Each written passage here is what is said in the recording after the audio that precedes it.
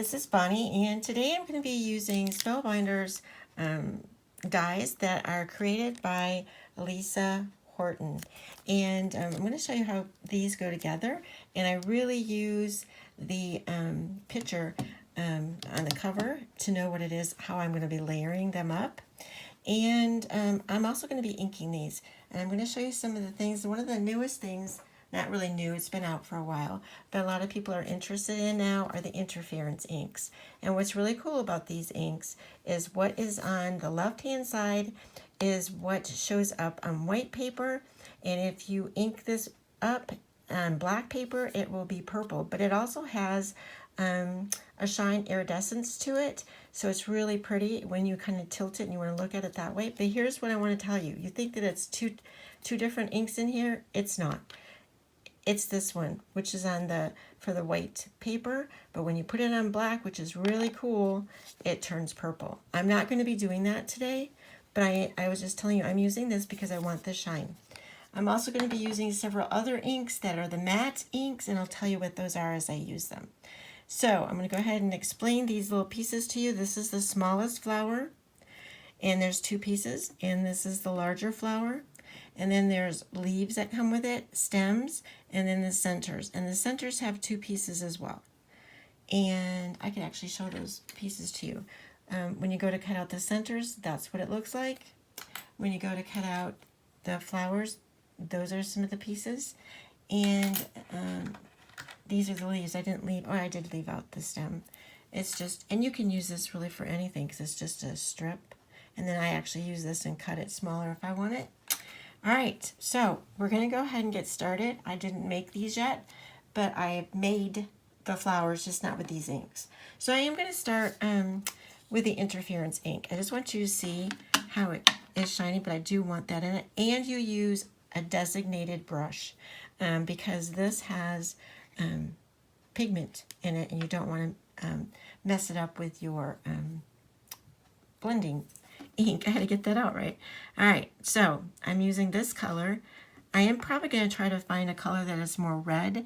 I don't have that yet. So what I do is I start at the edges. I'm going to get a little closer. All right, so I start at the edges and I go in. And this is really pink looking, but I am doing actually these, believe it or not, as they're not poinsettias, but I'm doing them like as a Christmas color flower.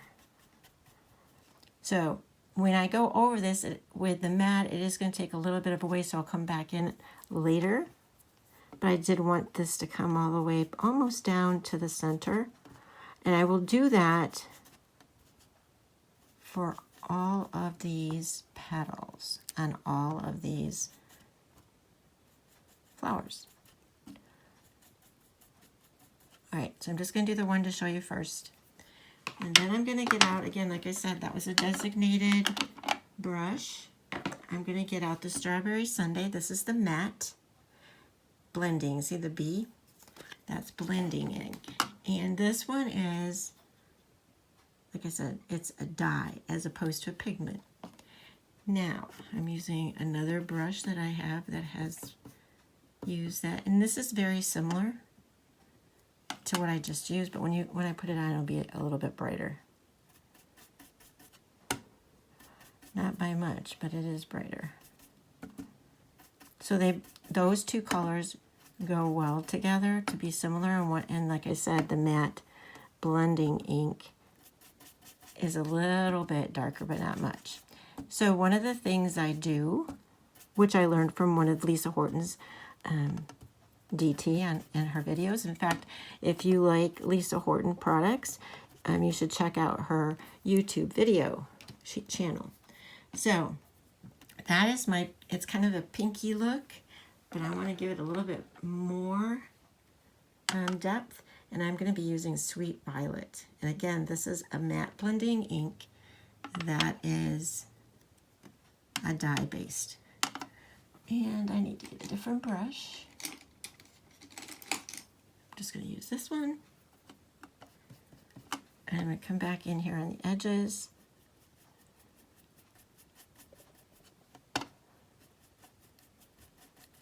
I will be making a card with this, And I also have a Facebook page. It's called Grandma Bonnie's, no, it's not. It's called Bonnie Cohane's, and I'll have a link below, Craft Time. And you'll see how I end up using these flowers.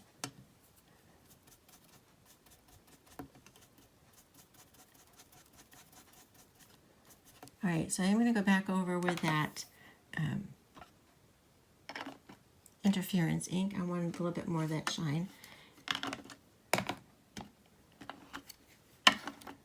And my designated brush for that.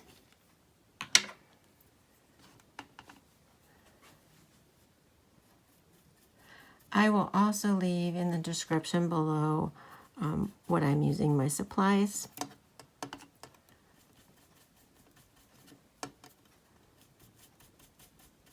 Now I need to do both of these so that they work out. And these two pieces are what go together. And I'm going to show you how you know that. On this paper, or on this cover, I always look at it like this piece right here, the little peak, that goes up. Okay? So then the next piece I look at, and I can see this part right here, and that's going to go like this. So that's how you're going to end up putting those together. So I'm going to go ahead and do this piece, just like what I showed you, using the interference ink first. Yep, and always double check. And this is what I do. Just because they are similar, I write on the back what they're called. It's the only way that I know that I have the right color. Sometimes people, if you've used it a lot, you go, oh, I know what this is. But this one, like I told you, I think if you have these two out, the Strawberry Sundae one, I think they're very similar. The only way you could really test it is if you put it on black paper. I'm going to show you what I'm saying. It'll make more sense. These are very similar. Honestly, you can see the difference if you look at the two type of pads. You can see one is the other. But you really got to know. I can see people messing them up. Okay. Go back to what I was doing. Strawberry Sundae.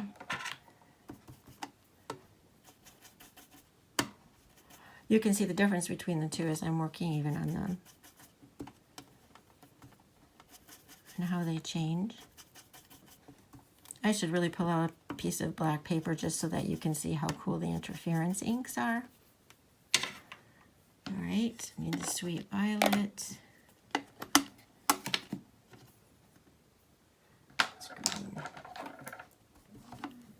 Okay, whoops. Put a little bit on that one. That's all right. I'll be able to cover that up. And this is what's kind of cool about this. They don't have to be perfect, and they do dry, and they do blend. And these are also water reactive also. So let's go back to the interference and my right brush. You can see how that even blends really well on top. Now I'm curious if I can show you how they actually, I think you can kind of see how they have that shimmer to them. They're really nice.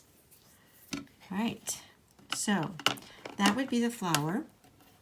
And I'm not going to make the other one because it's the same thing. This is the center. I'm going to be using the matte blending ink, which is Juicy Pineapple. One of the things that Lisa Horton is coming out with is a metallic gold, a set of 3 different, and I get this off of the red, a set of 3 different metallic inks. I'm really excited. They're not out yet, but they would look great for the centers of these flowers if you want to have some metallic shine. And she has silver, gold, and I think it's a copperish looking. But they're limited edition, and they'll be really pretty for flowers and other things. So it's hard to see with that light. Let me put these up closer so you can see the actual color. You can see it's really pretty. I'm going to go ahead and do these too. And then, like I said, you can really see how it gets a sheen to it. All right, so for this, I want a little bit more of a depth to it. So I am actually going to use a brown, and let me see what I did. Oops. It's almond frosting. It's a light, it's more like a tan. I'll show you. It's not actually the color that's on here, sort of. And that just gives me a little bit more depth. So using inks is very similar to when you color with Copics in a way, except for you're using a brush. And I will accent this with my gold because I do not have the gold ink isn't coming out for our ink pad. So I will accent this with my, I'm going to show you.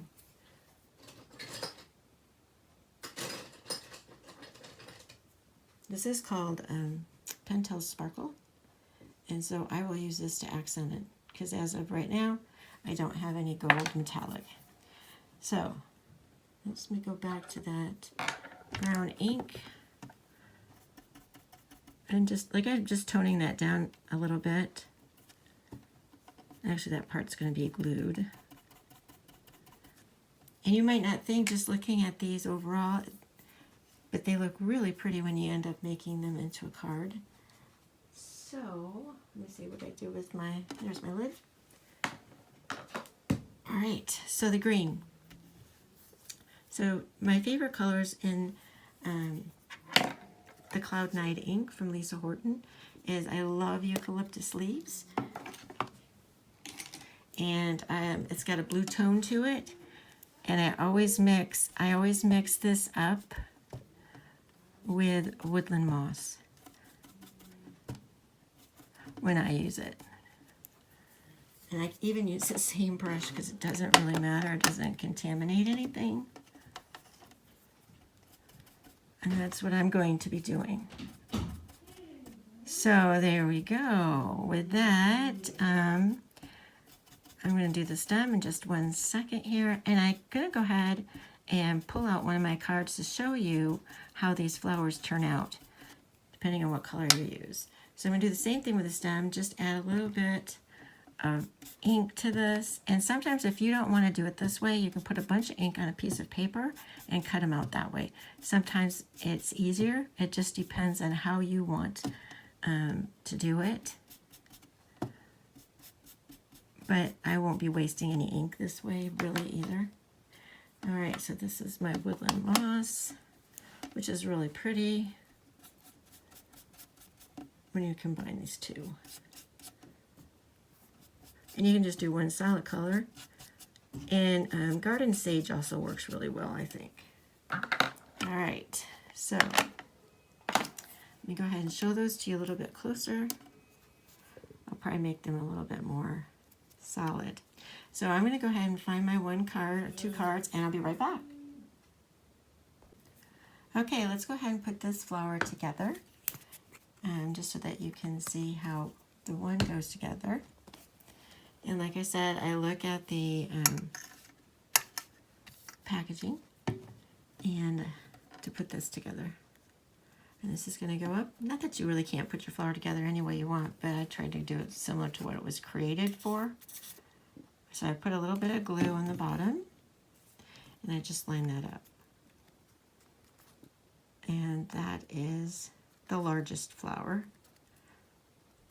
And then I go ahead and I put, I'm sure people have techniques where they do things simpler. This is just how I do it. And if you look, you can see that if you have this flower going this way, that the part on this that has the ridges goes on the bottom and fits on there. It's a little bit easier to do if I don't have the camera in front of me. Okay, and then the accent piece goes on the bottom. And then it depends on how you're going to arrange your flower, if you're going to do it like this. but I am not going to do it like that for my card. So I'm not going to put anything on it at the moment. So that's pretty simple looking. Let me do this. And then what I do, like I said, depending, I've done different things. But like I said, I put that gold sparkle down here. And like I said, once we get that metallic gold ink pad, we won't have to particularly do that either if we don't want to. And that's a little bit of the gold on there. So what I wanted to show you is the cards that I made so you understand where I'm going. So one of the first cards I made, and I'm going to put this up higher, is this one. And that is using those flowers, both the small and the large, and then adding the leaves throughout. And in fact, one little bit right there of the stem. So that worked out really, really well to make the flowers in this arrangement. Both of these items are also at Spellbinders. And the background here is a 3D embossing folder from Lisa Horton. And then I'm going to go ahead and show you these. Again, products that are all from Spellbinders and Lisa Horton. And this is a Better Press. That's Lisa Horton's Better Press. And then I also did, this is also a Better Press that I turned into watermelon. And these are the flowers, just accenting the side. And then I also did one and I added some of the oranges from Lisa Horton's 3D embossing folder. It's actually for Christmas, and I just cut these out. So again, all these items except for the bee and the oranges are from Spellbinders and Lisa Horton. So I just wanted to show you how to make that flower. And the next thing will be, I'm going to be turning this, like I said, into a Christmas card. So again, everything will be listed below. Appreciate you for stopping by. And I'm going to go ahead and finish several of these. I've made a lot. Because actually I'm going to tell you what I'm going to make. I'm going to be making an envelope card with these flowers in it. So again, thanks again for stopping by.